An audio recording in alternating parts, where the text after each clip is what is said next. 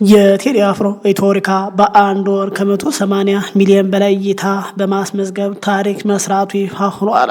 በዶናልድ ትራምፕ ላይ የተደቀነው የ50 ሚሊዮን ዩሮና የኢራን አዲስ የህግ ረቂቅና በጎረቤት ኬንያ የተቀሰቀሰው ከባድ አመፅ በኢትዮጵያ ላይ ፈጠረው ከፍተኛ ድንጋጤ። ሰላም ጤና ይስጥልን። ዛሬ በአገር ውስጥና በዓለም አቀፍ መድረክ መላውን ማህበረሰብ ያስደነገጡ ሶስት አበይት መረጃዎች ይዘን መጥተናል። አርዕስቱን በማስቀደም እንጀምራለን። አንጋፋው ድምፃዊ ቴዲ አፍሮ የተለያዩ አስተዳደራዊ ጫናዎችን አልፎ ኢትዮሪካ በፈረንሳይኛ በመልቀቅ ያስመዘገበው ታሪካዊ ድል ዝርዝር መረጃ ወጥቷል። ደጋፊዎቹ ስለ አዲሱ ቴዲና ለመንግስት ራስ ምታት ይሆናል ስለተባለው በቃ ተነስ ሙዚቃ ሊለቅ መሆኑ ተሰምቷል። እንመለከተዋለን። በሌላ በኩል ደግሞ የኢራን ፓርላማ በአሜሪካው ፕሬዝዳንት ዶናልድ ትራምፕና በኔታንያሁ ላይ ያዘጋጀው አስደንጋጭ የገንዘብ ሽልማት መነጋገሪያ ሆኖ ቀጥሏል። ትራምፕ በኢራን ላይ ሊፈጽሙት የነበረውን ጥቃት አራዝመዋል ተብሏል። ለመሆኑ ያራዘሙት በምንድን ነው? እንመለከተዋለን። በሌላ መረጃ በጎረቤታችን ኬንያ የነዳጅ ዋጋ ጭማሪ ተከትሎ የተነሳው ሰዎችን የቀጠፈው ከባድ ህዝባዊ አመጽ ነው። በኢትዮጵያ ውስጥ ተመሳሳይ ተቃውሞ እንዳይነሳ በማሸበር የጸጥታ ኃይሉ በመላ ሀገሪቱ አጠቃላይ ቁጥጥር እንዲወስድ ታዟል ተብሏል። መላው መዋቅር ያወዛወዙ እነዚህን አንጋሽ መረጃዎችን እስከ ቪዲዮ መጨረሻ ድረስ አንድ ባንድ በዝርዝር እናስቃኛለን። መረጃውን ከወዲሁ ላይክ፣ ሸር በማድረግ ቆይታውን ከኛ ጋር እንዲያደርጉ እየጋበዝ በቀጥታ ወደ መረጃው እናመራለን። መልካም ቆይታ። ዛሬ በኪነ ጥበብ ዓለም ታሪክ የሰራ እና በማህበራዊ ሚዲያ ላይ ከፍተኛ መነጋገሪያ የሆነ አንድ ሰበር መረጃ ወጥቷል። የአንጋፋው ድምፃዊ ቴዎድሮስ ካሳሁን ወይም የቴዲ አፍሮ አዲሱ ኢትዮሪካ አልበም በአንድ ወር ብቻ ከ180 በላይ ሚሊዮን በላይ እይታ መጠን በማግኘት አዲስ ታሪክ ማስመዝገቡ ተሰምቷል። ይህ በእንዲህ እንዳለ የአልበሙ ስኬትና የቴዲ አፍሮ ቀጣይ የሙዚቃ ጉዞ በፖለቲካና በኪነ ጥበብ መድረክ ላይ አዳዲስ ውጥረቶች መፍጠሩም ተነግሯል። ቴዲ አፍሮ ኢትዮሪካ የተሰኘው ስራውን ወደ ፈረንሳይኛ ቨርዥን በመቀየር ገዢው መንግስትን ደጋፊን ማናደዱ ተሰምቷል። በኢትዮጵያ የሙዚቃ ታሪክ ውስጥ ታይቶ በማይታወቅ ፍጥነትና የቴዲ አፍሮ ኢትዮሪካ አልበም በየማህበራዊ ሚዲያ በተለይ በዩቲዩብና በቲክቶክ ላይ በአንድ ወር ብቻ በተለይ በዩቲዩብ ብቻ ከ180 ሚሊዮን በላይ የእይታ መጠን በማግኘት ተሻግሯል ተብሏል። በተለይ በአልበሙ ውስጥ የተካተተው ዳስታ የተሰኘው ተወዳጅ ሙዚቃ በየሁለት ቀኑ አዳዲስ ሚሊዮን እይታዎችን በማስመዝገብ ቀጥሏል ተብሏል።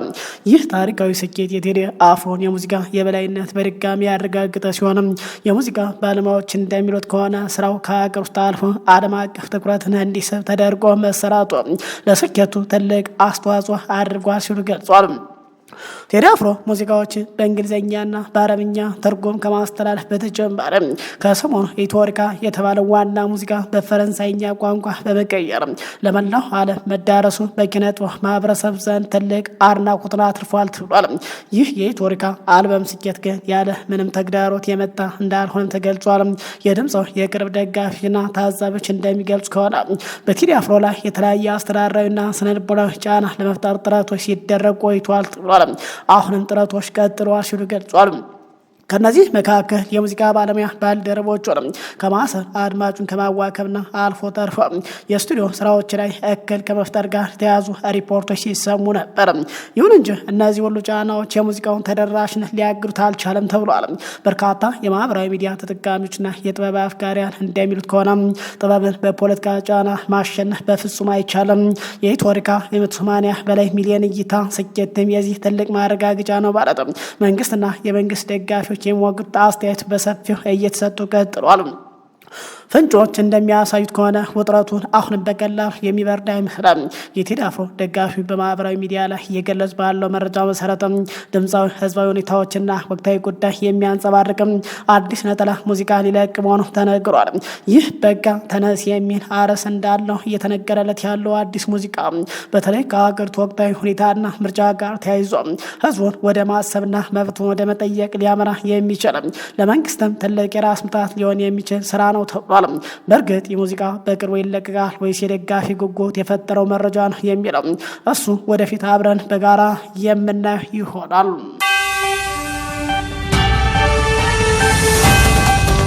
ከወደ ኢራን ዓለምን እያነጋገረ ያለ መረጃ ተሰምጧል። በተለይ በኢራን እስራኤልና አሜሪካ ያለው ጦርነት ዳግም ያገረሽ ጫፍ በደረሰበት ሰዓት ከወደ ኢራን የተሰማው ግን ዛሬ ዓለምን ጉድ እያስባለ ቀጥሏል። የኢራን ፓርላማ በአሜሪካው ፕሬዝዳንት ዶናልድ ትራምፕ ላይ ያነጣጠርና በሚሊዮን የሚቆጠር ዩሮ የገንዘብ ሽልማት የሚያስገኝ አዲስ የህግ ረቂቅ እያዘጋጀ መሆኑን ይፋ አድርጓል። በአሜሪካና በኢራን መካከል ያለው ውጥረት ወደ ሌላ ምዕራፍ ያሸጋግራል የተባለው ይህ የረቂቅ ዝርዝር መረጃ በዛሬው ዕለት ወጥቷል። ከአሜሪካ የስለላ ድርጅት በኩል የወጡት ተያያዥ አስደንጋጭ መረጃዎች ምንድን ናቸው? እስኪ እንመልከተም። በኢራን ከፍተኛ ህግ አውጪ ደረጃ አዲስና አነጋጋሪ የህግ ረቂቅ እየተመከረበት መሆኑ ታውቋል። ይህ የህግ ረቂቅ የእስላማዊ ሪፐብሊክ ወታደራዊና የደህንነት ኃይሎች የአረባዊ እርምጃ የሚል ስያሜ የተሰጠው ሲሆን በአሜሪካው ፕሬዝዳንት ዶናልድ ትራምፕ ላይ እርምጃ ለሚወስድ ማንኛውም አካል መንግስት 50 ሚሊዮን ዩሮና ወደ 58 ሚሊዮን ዶላር ገደማ የሚሆን ከፍተኛ የገንዘብ ሽልማት በይፋ እንዲከፈል የሚያስገድድ ነው ተብሏል። የኢራን ፓርላማ የብሔራዊ ደህንነትና የውጭ ጉዳይ ፖሊስ ኮሚቴ ሰብሳቢ ኢብራሂም አዚዝ በሀገሪቱ ብሔራዊ ቴሌቪዥን ቀርበው ይህንን እርምጃ በይፋ አረጋግጠዋል ተብሏል። ሰብሳቢው እንዳሉት ይህ እርምጃ አሜሪካና እስራኤል የኢራን ከፍተኛ ወታደራዊ መሪዎችና አዛዦችን በተለያየ ጊዜ ለገደሉባት አጸፋ ምላሽ የተዘጋጀ መሆኑን ገልጸዋል። የኮሚቴው ሰብሳቢ ኢብራሂም አዚዝ አክለው እርምጃው በዋናነት ያነጣጠረው በፕሬዝዳንት ዶናልድ ትራምፕ በእስራኤል ጠቅላይ ሚኒስትር ቤንያሚን ኔታንያሁና በአሜሪካው መካከለኛው ሴንቲኮም ዋና አዛዥ መሆኑን ጠቅሰው ይህንን ተግባር ሃይማኖታዊና ርዕዮተ ዓለማዊ ተልዕኮ ሲሉ ጠርተውታል።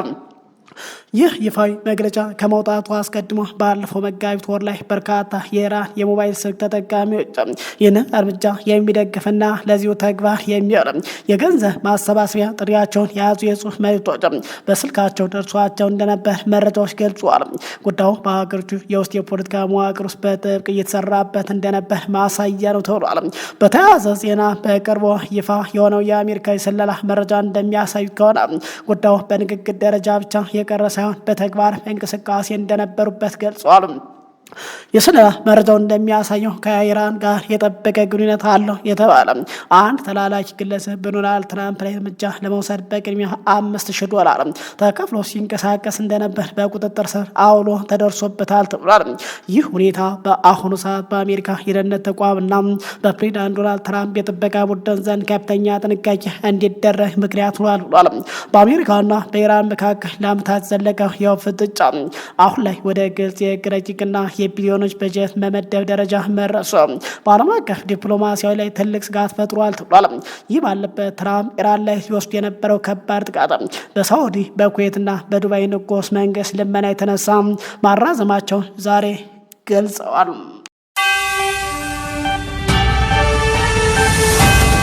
የኢትዮጵያ መንግስትን ክፉኛ ያስደነገጠ ከባድ ተቃውሞ በጎረቤት ሀገር ኬንያ መጀመሩም ተሰምቷል። በኢትዮጵያ ጎረቤት በሆነችው ሀገር ኬንያ ዜጎች አነጋጋሪ ጀብድ መስራታቸውን ቀጥለዋል ተብሏል። እሱም የኬንያ መንግስት በኢራን ጦርነት የተነሳ በተወሰነ መልኩም ቢሆን የነዳጅ ጭማሪ ማድረግ ተከትሎ ኬንያ ከዳር ዳር በከባድ ተቃውሞ በመናጥ ላይ መሆኑ ተሰምቷል። በኬንያ የነዳጅ ዋጋ ጭማሪ መደረጉ ተከትሎ ሀገር አቀፍ የትራንስፖርት አድማ እየተደረገ መሆኑ ተገልጿል። በኬንያ ከፍተኛ የነዳጅ ዋጋ ጭማሪ መደረጉ ተከትሎ ሰኞ ዕለት በአገር አቀፍ ደረጃ የህዝብ ትራንስፖርት አድማና ተቃውሞ እየተደረገ ቀጥሏል።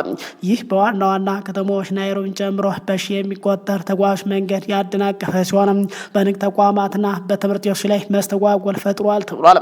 ተቃውሞ የተነሳው የኤነርጂና ነዳጅ ቁጥጥር ባለስልጣን EPRA በቅርቡ ያደረገውን የነዳጅ ዋጋ ማሻሻያ ተከትሎ ሲሆን ባለስልጣኑ በመካከለኛው ምስራቅ የተባባሰ ከመጣው ውጥረትና የሆርሙዝ ባህረ ሰላጤ ላይ ከደረሰው መስተጓጉል ጋር በተያያዘ የዓለም አቀፍ የነዳጅ አቅርቦት መቋረጥን በምክንያት በመጥቀስ የችርቻሮ ነዳጅ ዋጋ ከ20% በላይ ጨምሯል ተብሏል።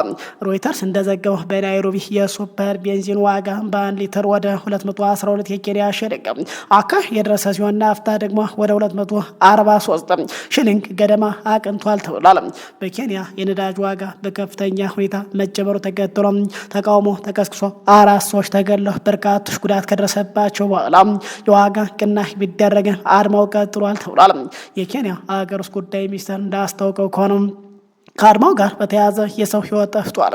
ቢያንስ 30 ሰዎች ተጎድተዋል። እንዲሁም ከ300 በላይ ሰዎች በጸጥታ ኃይሎች ታስረዋል ተብሏል።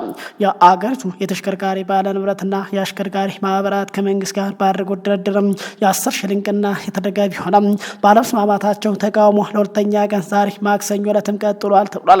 ሰኞ ዕለት የዋና ከተማ ናይሮቢ ጎዳናዎች ጭር ብለው የዋሉ ሲሆን ትምህርት ቤቶችና ንግዶች ተዘግተዋል ተብሏል። የተቃውሞ ሰልፈኞች መንገዶችን በድንጋይ የዘጉ ሲሆን ጎማዎችን በተለያየ ቦታ ሲያቃጥሉ ታይተዋል ተብሏል። የአገር ውስጥ ጉዳይ ሚኒስትር ኪፕቹምባ ሙርኮሜን 348 ሰዎች በቁጥጥር ስር መዋላቸውን ጨምሮ አስታውቀዋል። ኬንያውያን ለተቃውሞ አደባባይ የወጡት የነዳጅ ዘይት ላይ ከዚህ በፊት ታይቶ አይታወቅም በተባለ መጠን ከ100 በላይ ጭማሪ በመደረጉ ነው ተብሏል። ኬንያ እንደ ሌሎች የአፍሪካ ሀገራት ሁሉ ነዳጅ የምታስገባው ከባህረ ሰላጤው ሀገራት እንደሆነ ተገልጿል። ከየካቲት 2018 ዓ.ም ጀምሮ እስራኤልና አሜሪካ በቴህራን ላይ ጦርነት በመክፈታቸው የተነሳ ከባህረ ሰላጤው የሚገባ የነዳጅ ዘይት መስተጓጎል ገጥሞታል ተብሏል። በአሜሪካና በኢራን መካከል የተኩስ አቁም ቢደረስም የዓለም 20% ነዳጅ ዘይት የሚተላለፍበት የሆርሙዝ ወሽመጥ እንደተዘጋ በመሆኑ የነዳጅ ዋጋ እንደጨመረ ቀጥሏል ተብሏል። በናይሮቢ በትናንትናው ዕለት በርካታ መንገደኞች አውቶቡስ አጥተው በእግራቸው ለመጓዝ ተገደው ነበር ተብሏል። ከናይሮቢ ወጣ ብላ በምትገኝ ኬንጌል የሚኖረው ቻርለስ የትማታ ሚኒባሶች የሉም ሲል ገልጿል። ከዚህ ቀደም ከ100 እስከ 150 ሽልንግ እንከፍል ነበር፣ አሁን ግን 300 ደርሷል ብሏል። ህይወትን መቋቋም ከብዶናል። ስለዚህ እባክዎትን ሩቶ ፕሬዚዳንት ዊልያም ሩቶ የትም ሆነ የትም ኬንያን የሚያዳምጡ ከሆነ የነዳጅ ዋጋ ይቀንሱልን ሲሉ ተማጽነዋል ብሏል ሮይተርስ በዘገባው። ከታንዛኒያ መንገደኞች ጭሮ የመጣ አውቶቡስ ወደ ናይሮቢ ተቃዋሚዎች መንገዶችን በመዝጋታቸው ለመግባት አለመቻሉን ገልጿል። ከዋና ከተማው 75 ኪሎ ሜትር ርቀት ላይ በምትገኝ ካስጃይዶ ለመቆም መገደዱ ተናግሯል። የአውቶቡሱ ረዳት አውቶቡሱ ሙሉ ነው። አብዛኛው መንገደኞች ለስራና ለንግድ ነው የሚንቀሳቀሱት። የትራንስፖርት አገልግሎት በመቋረጡ መንገደኞች ቆመዋል፣ ተስፋ ቆርጠዋል ሲል ለቢቢሲ ተናግሯል። በተለይ ጎረቤታችን ኬንያ ህዝቡ ነዳጅ ተጨመረ ብሎ ተቃውሞ መውጣት ተከትሎ በወር ከ2 ጊዜ በላይ በሌለ ነዳጅ ከፍተኛ ጭማሪ ያደርጋል።